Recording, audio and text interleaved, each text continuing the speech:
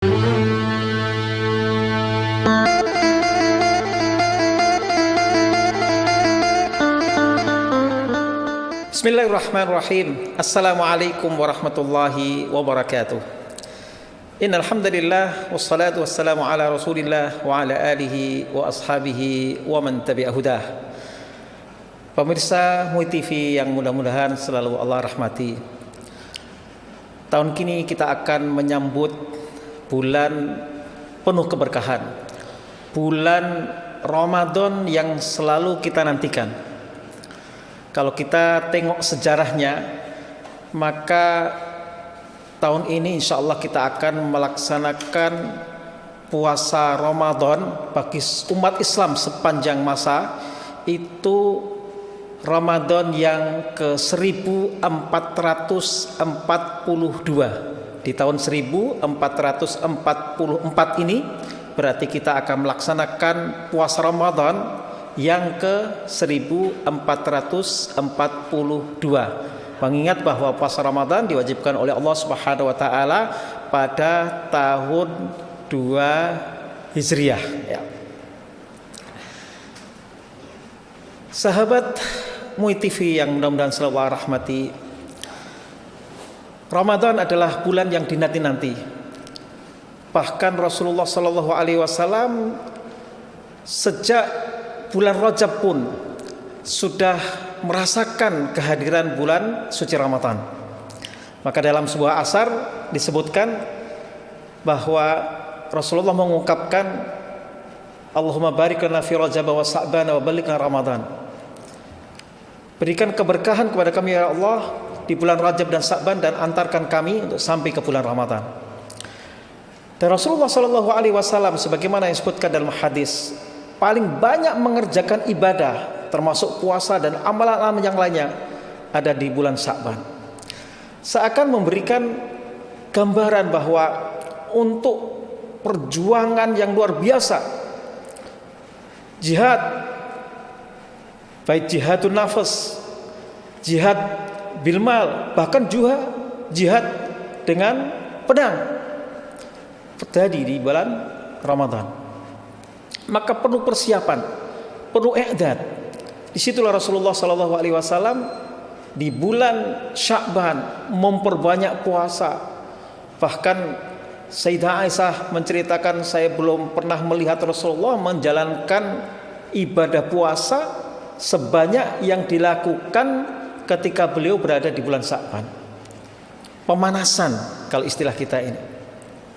Jadi kalau kita tidak melaksanakan persiapan dan pemanasan, biasanya segala sesuatu itu ya kurang matang atau bahkan bisa jadi akan mengalami kegagalan.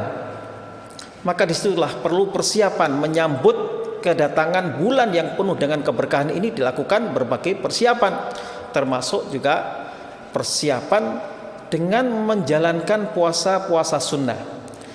Maka usahakan saat biasanya kita menjalankan puasa di pertengahan bulan, ditingkatkan menjadi puasa Senin dan Kamis. Yang sudah terbiasa menjalankan puasa Senin dan Kamis ditingkatkan lagi mungkin dengan puasa Daud. Ini salah satu bentuk bagaimana kita mempersiapkan diri menyambut bulan yang penuh dengan keberkahan ini. Begitu juga tilawatul Quran. Kita tahu syahrul Ramadan adalah syahrul Quran.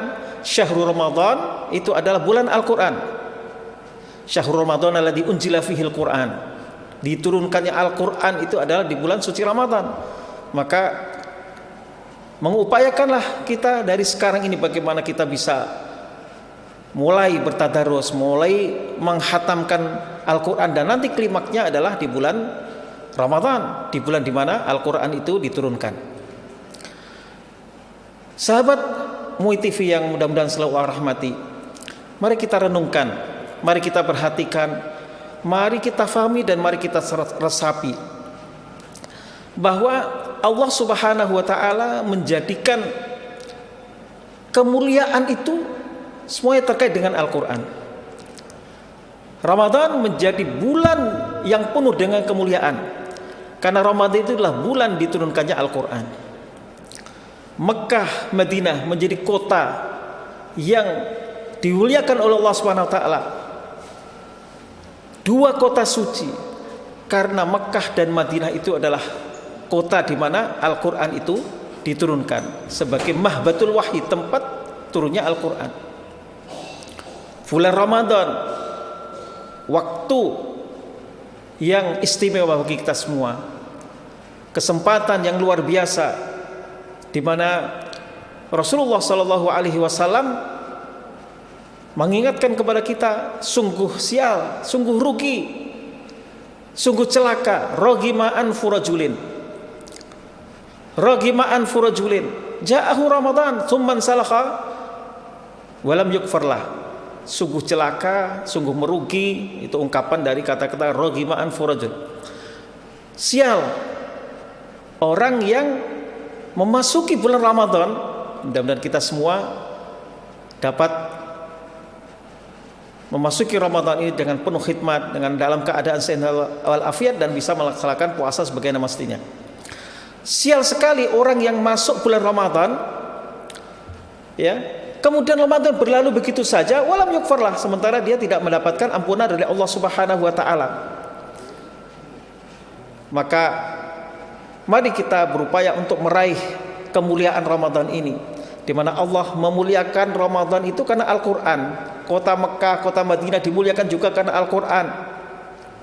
Rasulullah sendiri juga menjadi nabi yang paling mulia, asraful anbiya wal mursalin, juga karena beliaulah yang menerima wahyu Al-Qur'an. Satu malam yang terdapat di bulan Ramadan, di mana malam ini lebih baik dari 83 tahun 4 bulan. Itu karena bulan itulah, karena malam itulah malam diturunkannya Al-Qur'an, yaitu Lailatul Qadar. Inna anzalnahu fi Lailatul Qadar. Kami turunkan Al-Qur'an itu pada malam kemuliaan. Dan kenapa malam itu menjadi malam kemuliaan? Karena malam itulah malam diturunkan Al-Qur'an dari Lauh Mahfuz ke Baitul Izzah di langit dunia, sebelum kemudian turun secara bertahap selama hampir 23 tahun lamanya.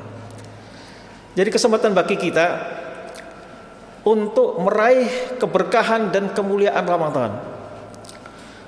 Dan untuk itu mari kita mempersiapkan diri dengan segala ilmu tentang puasa Ramadan, mempersiapkan diri dengan hati yang penuh dengan ketulusan, tentu dengan penuh kebahagiaan, karena tidak ada bulan semulia bulan Al-Qur'an, tidak ada Lailatul Qadar kecuali di bulan Ramadan.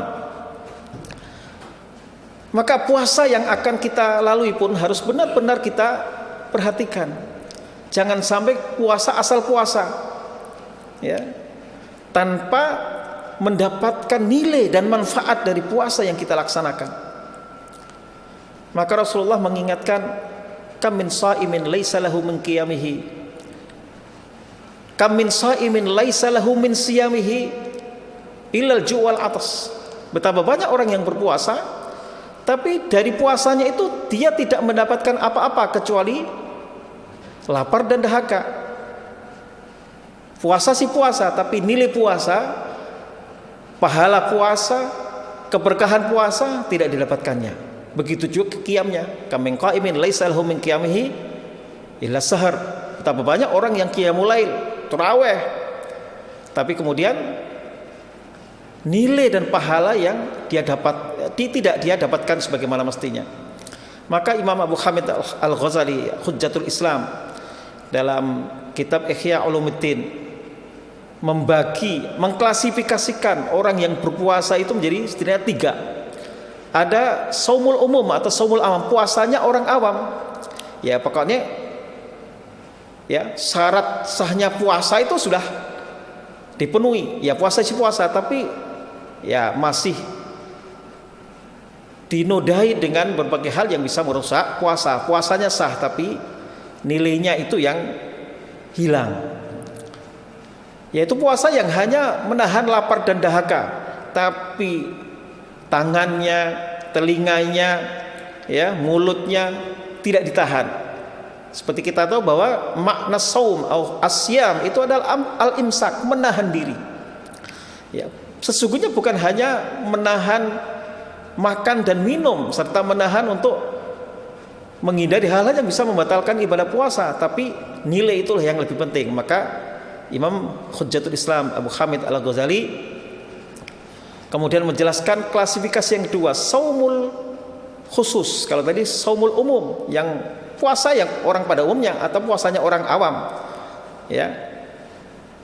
Yang tingkat selanjutnya, mudah-mudahan kita bisa naik kelas ke sini, yaitu saumul khusus. Jadi puasa yang dilakukan oleh orang yang memang spesial. Apa itu? Yaitu bukan hanya kaf al-batan, bukan hanya menahan perutnya dari makan dan minum, dan juga bukan hanya menahan syahwatnya, tapi juga kaf al-basar, kaful udhun, kaful yad, ditahan lidahnya, ditahan telinganya, ditahan tangannya, ditahan kakinya dari segala hal yang bisa merusak nilai puasa, ya. Maka dalam sebuah riwayat Rasulullah mengingatkan, man lam yata' qaula zur wal amala bihi falaysa lillahi hajatun fa yata'amahu wa sarabahu. Siapa, ini konteksnya orang yang berpuasa, orang yang berpuasa tapi puasanya itu tidak menyebabkan dia mau meninggalkan perkataan dusta, wal amal bihi, apalagi melakukan perbuatan kepalsuan. Puasa tapi banyak menggunjing, puasa tapi banyak hal-hal yang merusak segala nilai puasa, maka falaysa lillahi hajatun fi yata'amahu wa sarabahu. Allah tidak butuh terhadap puasa yang dia lakukan. Tindakan makan dan minumnya itu seperti tidak ada nilainya. Maka sebelum kita menjalankan bulan suci Ramadan, mari kita persiapkan diri hal-hal yang seperti ini. Jangan sampai kita sudah memasuki Ramadan dan berlalu begitu saja, hanya menanti lebaran saja. Sangat merugi, sangat disesalkan. Maka Nabi mengatakan kembali, ragiba anfu rajulin ja'ahu Ramadan summan salakha walam yukfarlah. Dalam riwayat qabla yukfarlah. Sungguh merugi, sungguh sial orang yang mendapati bulan Ramadan,